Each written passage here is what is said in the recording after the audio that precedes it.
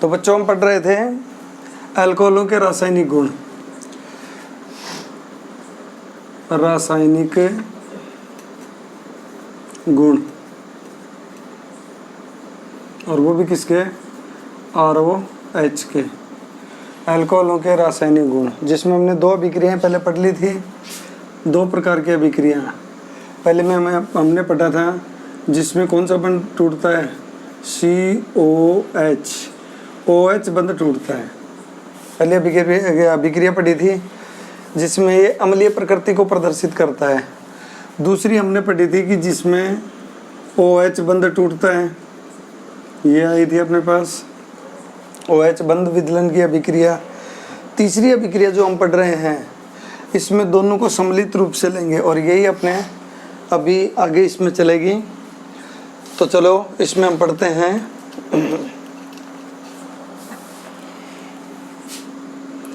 Number 3 में ले रहे हैं एल्किल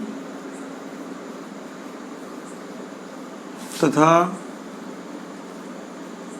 OH यानी हाइड्रोक्सिल समूह की सम्मिलित अभिक्रिया, ये तीसरे नंबर में हम पढ़ेंगे। यानी दोनों की सम्मिलित रूप से, जिसमें OH समूह भी अपने काम में आएगा और एल्किल समूह है ये भी काम में आएगा, ऐसी अभिक्रियाओं को हम पढ़ेंगे। ठीक है, तो इसमें भी नंबर A ले लेते हैं हम। नंबर A, सांद्र H2SO4 से अभिक्रिया, सांद्र H2SO4 से अभिक्रिया, जिसको हम ये भी कह सकते हैं अल्कोहलों का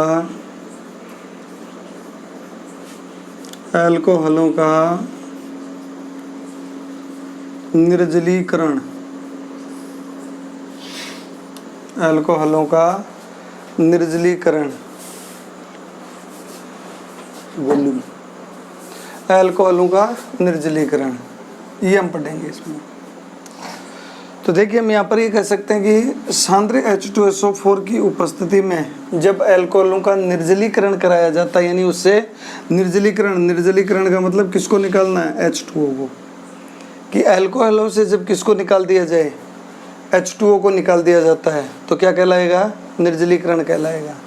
अब यहाँ ध्यान रखना है अपने को कि सांद्र H2SO4 से निर्जलीकरण 2 प्रकार का होता है।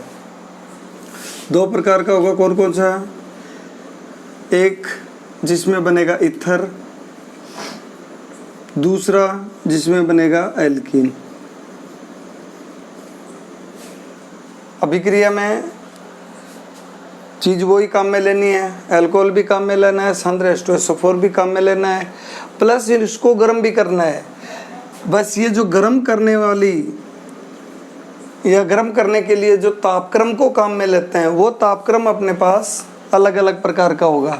अगर ईथर है तो 413 केल्विन टेम्परेचर रखेंगे, अगर एल्कीन है तो 443 केल्विन टेम्परेचर रखेंगे। ये चीज़ याद रखनी है अपने को। अब हम अभिक्रियाओं को लिख सकते हैं, बस ये मेन हेडिंग है इसकी, ये याद रखना। तो चलो पहले हम लेते हैं और इसमें देख सकते हैं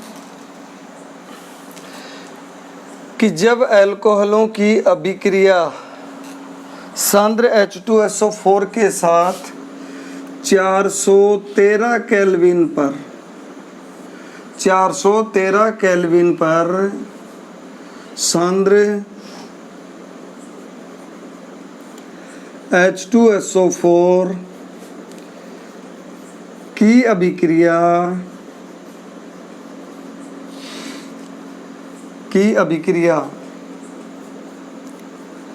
अल्कोहल से कराने पर ईथर बनते हैं।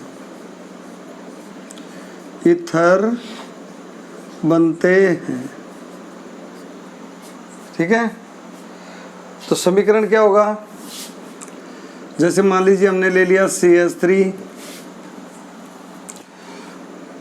OH, कितने अणु काम में लेने हैं? 2। इथर अगर ले रहे हो तो अल्कोहल के 2 अणु काम में लेने हैं, प्लस हाँ ये तो लेना ही है, उपस्थिति किसकी लेनी है हमें? कंसंट्रेट H2SO4 और टेम्परेचर कितना रखना है? 43 केल्विन। 2 अणु काम में ले लो, बन जाएगा CH3O CH3 प्लस H2O। देखिए H2O निष्कासित हो गया, मतलब क्या हो गया? निर्जलीकरण हो गया। समझ गए ना? यहाँ पर क्या बन रहा है? Ether dimethyl. देखिए ये भी मेथिल समूह, ये भी मेथिल समूह, तो क्या लिख दीजिए? Dimethyl ether. ये प्राप्त होगा। अगर मान लीजिए यहाँ पर एथेनॉल हम काम में ले लें तो 2 अणु इसके भी ले लीजिए, CH3 CH2 OH, concentrate H2SO4 413 kelvin temperature, CH3 CH2O CH2 CH3 plus H2O। ये बन गया 2 एथिल समूह है, इसलिए इसको हम क्या कहेंगे? Die ethyl, die ethyl ether. तो ये तो अभिक्रिया कब हुई? जब अल्कोहलों को गर्म किया 413 केल्विन टेम्परेचर पर सांद्र H2SO4 की उपस्थिति में। यदि यही अभिक्रिया आगे हम सिर्फ टेम्परेचर को बढ़ा दें तो दूसरी अभिक्रिया ये होगी। ये तो याद रह जाएगा ना, 413 केल्विन ताप पर ईथर बनते हैं। एग्जाम में पूछा भी गया है, क्या होता है जब सांद्र H2SO4 की उपस्थिति में अल्कोहलों को 413 केल्विन ताप पर गर्म किया जाता है तो क्या बन रहा है? ईथर बनता है। हाँ, 1 नंबर इसी का मिलेगा कि जब अगर हम ये लिख दें कि जब 413 केल्विन ताप पर अल्कोहलों को सांद्र H2SO4 की उपस्थिति में गर्म किया जाता है तो ईथर बनता है। ईथर बनता है, इतना लिखने का 1 नंबर होता है। अगर रासायनिक समीकरण पूछें तो ही हमें क्या करना है? इसमें रासायनिक समीकरण लिखना होता है। चलो दूसरा ले लेते हैं। यही अगर मान लीजिए 443 केल्विन टेम्परेचर पर क्या किया जाए? Alcohol is heated with concentrate H2SO4। मतलब क्या हो गया कि अल्कोहल को 443 केल्विन ताप पर सांद्र H2SO4 के साथ गर्म किया जाता है तो प्रोडक्ट अपने पास जो फॉर्म होगा वो क्या होगा?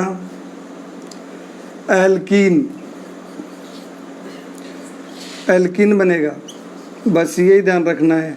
यहाँ जो मेन फैक्टर अपने पास आ रहा है वो क्या आ रहा है? ताप आ रहा है। समझ गए? ताप 413 रखोगे ईथर बनेगा। 443 अगर ताप रख दिया तो एल्कीन बन जाएंगे।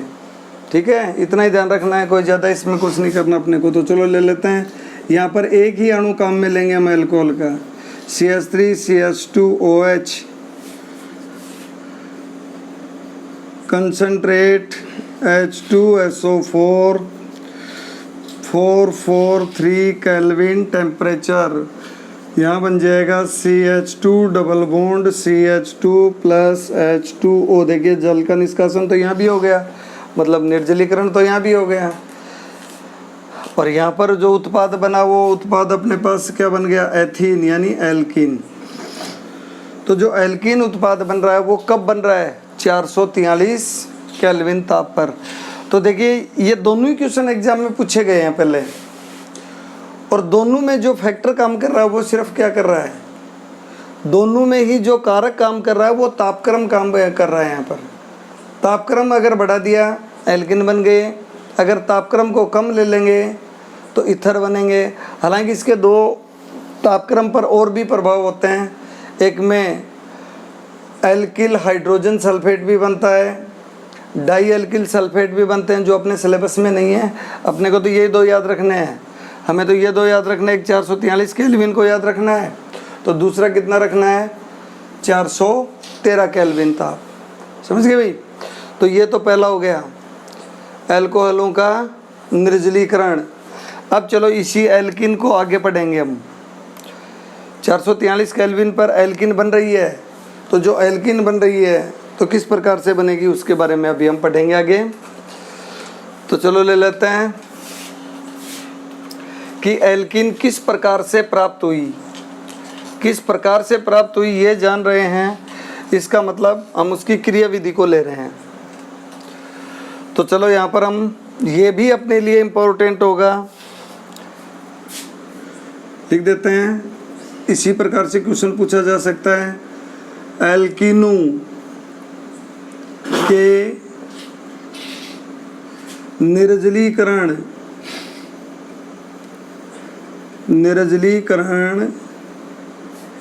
की क्रियाविधि लिखिए।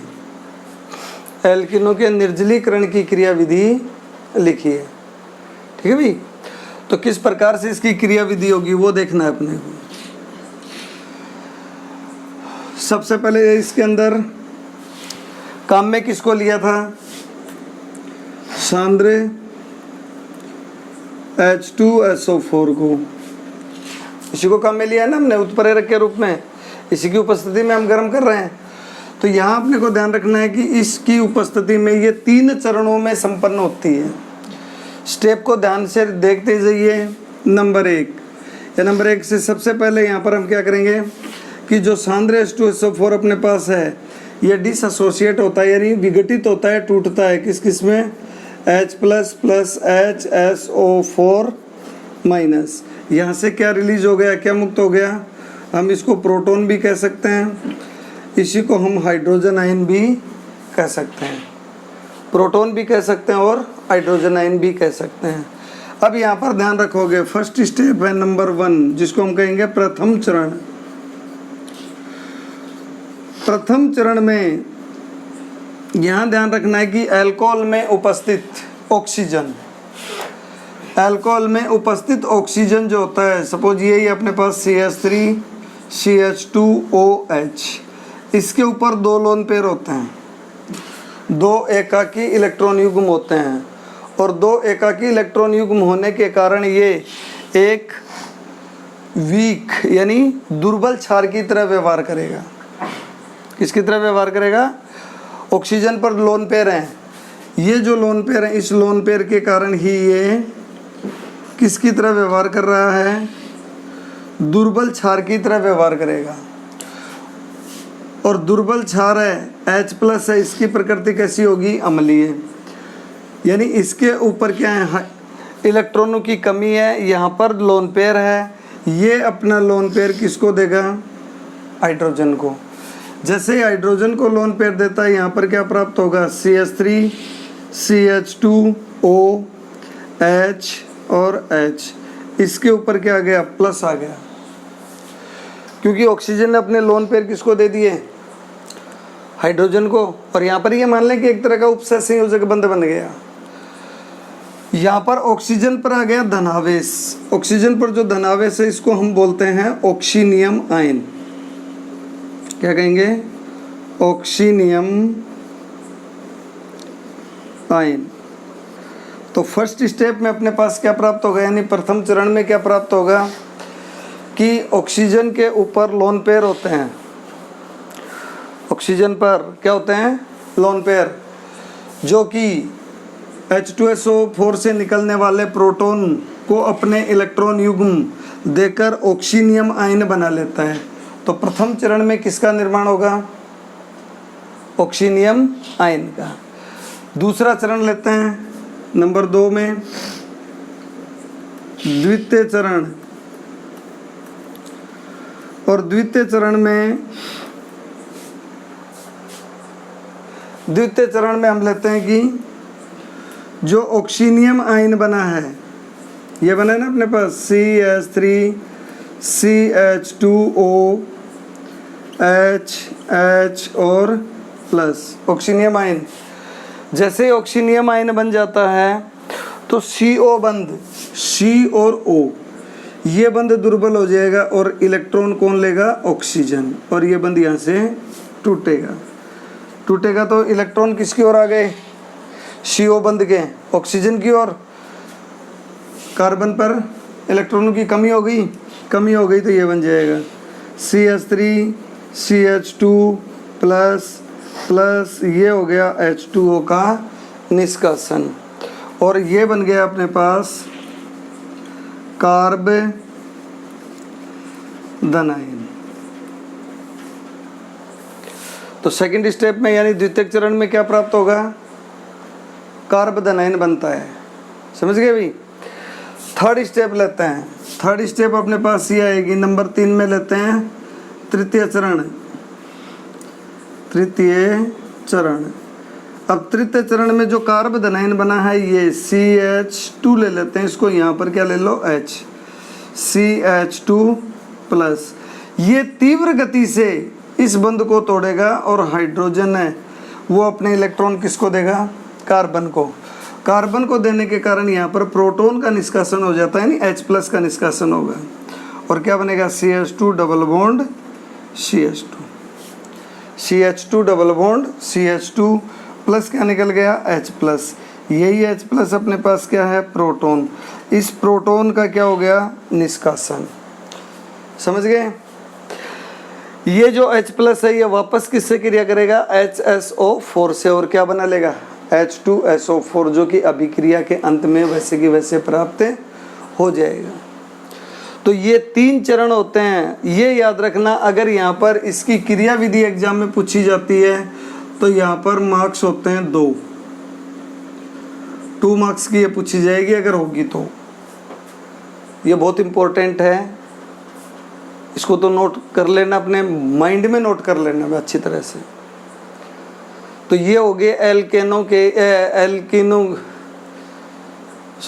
हमने हेडिंग ही गलत डाल दी यहाँ पर, एल्कोहलों की।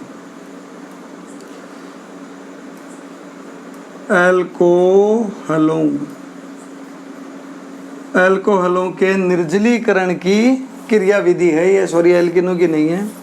एल्किन तो इसमें बन रहे हैं अंत में। तो सबसे पहले देखिए एल्कोहलों के निर्जलीकरण की क्रिया विधि में सबसे पहले किसको काम में लेना है? सांद्र H2SO4 को। H2SO4 से क्या निष्कासित होगा? H प्लस यानी प्रोटॉन।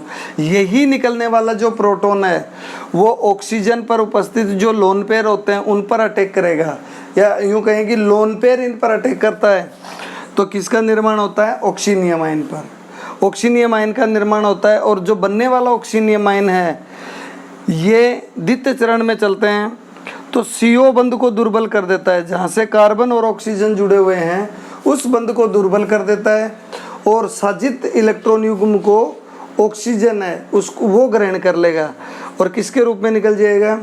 H2O के रूप में निकल जाता है, और कार्बन पर धनावेश हो जाता है, जिसको हम बोलते हैं कार्बन आयन का निर्माण। तो फर्स्ट स्टेप में क्या बनता है? ऑक्सीनियम आयन का निर्माण। सेकंड स्टेप में क्या बनता है? कार्बन आयन का निर्माण। थर्ड स्टेप में क्या होगा? तीव्र गति से प्रोटोनीकरण होगा, यानी यहाँ से प्रोटॉन का निष्कासन होगा।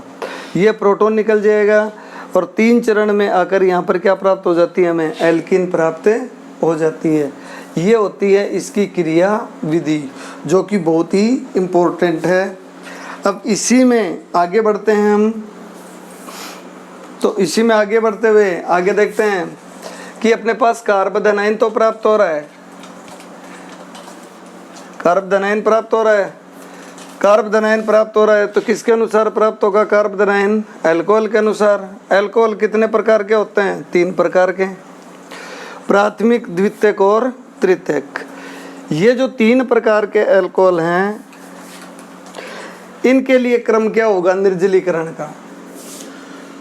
तो यहाँ पर देखिए अल्कोहलों, ये क्रम भी पूछ लेते हैं। अल्कोहलों के निर्जलीकरण का क्रम लिखिए। अब ये डिपेंड उसी के ऊपर करेगा, एग्जामिनर पर डिपेंड करता है कि वो बढ़ता क्रम पूछ रहे हैं या घटता हुआ क्रम पूछ रहे हैं। अगर मान लीजिए यहाँ पर बढ़ता हुआ क्रम पूछें तो ये लिख सकते हो 1 डिग्री से अधिक 2 डिग्री, 2 डिग्री से अधिक 3 डिग्री। ये अल्कोहलों की निर्जलीकरण की क्रियाविधि का क्रम होता है। कारण यहाँ पर आता है, देखो 3 डिग्री सबसे अधिक क्यों है निर्जलीकरण के लिए? तो वही बात अपने पास आती है कि हमने कई बार पढ़ा है कि जैसे आया CH3CH2 प्लस, कौन सा धनायन है? प्राथमिक कार्बधनायन। दूसरा ये लिया CH3CH3 प्लस, ये कौन सा आ गया? द्वितीय कार्बधनायन। ये कौन सा आएगा? तृतीय कार्बधनायन। CH3 और ये आ गया प्लस, ये कौन सा हो गया? तृतीय कार्बधनायन। तो हमें पता है कि प्राथमिक कार्बधनायन से अधिक स्थायित्व किसका होता है? द्वितीय कार्बधनायन का। द्वितीय कार्बधनायन से अधिक स्थायित्व किनका होगा? तृतीयक कार्बधनायन का होता है। समझ गए? तो यहाँ पर कार्बधनायन का स्थायित्व किसका अधिक है? तृतीयक का। तृतीयक कार्बधनायन का स्थायित्व अधिक होने के कारण ही निर्जलीकरण का क्रम भी सबसे अधिक किसका होगा? तृतीयक अल्कोहल का ही होगा। इस चीज़ को हमें ध्यान में रखना है, ठीक है? तो ये क्रम भी इसके अंदर पूछा जा सकता है। ये क्रम इसके अंदर आराम से आप बता सकते हो। तो ये होगा अल्कोहलों के निर्जलीकरण का क्रम। अब बात अपने पास जो आगे हम पढ़ेंगे नेक्स्ट लेक्चर में कि अगर मान लीजिए द्वितीयक अल्कोहल हो तो कौन सा प्रकार का उत्पाद अधिक बनेगा, ये नेक्स्ट उसमें पढ़ेंगे हम लेक्चर में।